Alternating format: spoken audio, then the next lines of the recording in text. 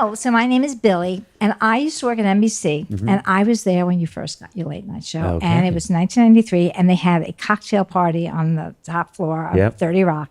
And you walked out, and I was in sales. I was like, and I met you, and everyone in the room, because you were a writer before that. Yeah. So everyone in the room goes, he is the next big thing. And we were all like, and you were just so gracious to everyone, and everyone loved you. And I have a question. So I actually have a question. My question is, you started your career as a writer, and you were on The Simpsons and SNL. And did you ever, when you first were starting, think of yourself to be in front of the camera, or has it just happened? I did think about it, but I knew it had to be the right way. But I knew what I wasn't. I knew I was not a stand-up. Right. I knew that I had something to offer, but I didn't know where it fit into the firmament. And I really didn't. I worked at SNL, and I never once looked at any of those cast members and thought, Dana Carvey, I could do that. And then insane events took place that could not have been thought of, where suddenly there's this seismic shift in late night. And this is, nowadays, they'd never have picked me, ever.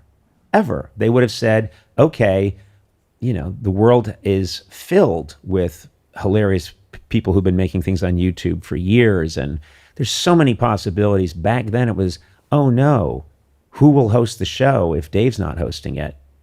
We need to turn to an expert, and they turned to Lorne Michaels. And then the whole thing started, and Lorne looked around, but he was, and then lo and behold, I get a chance, which I was not ready for. Wow.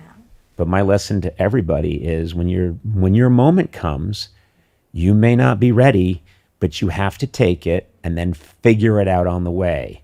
And my analogy is a steel boat is leaving the port, and it's leaving, and you have to be on that boat. Leap.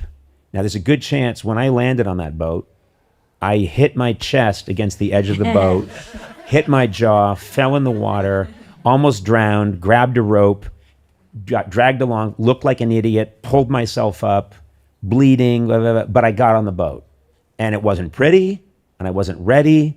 And I did think seriously back then about, well, maybe I should wait till the next late night slot opens up for a complete unknown.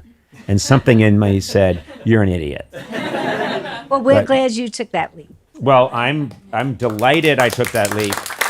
And I say often, I still can't believe, honestly, I was talking to Marty about being cynical. I cannot believe that happened. I still wake up some mornings and go, wait a minute, what? I'm at The Simpsons?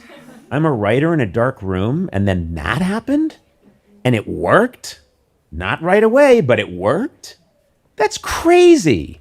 It is crazy. So you never know when your thing is going to come along. It won't come when you want it. It won't look the way you thought it was going to look.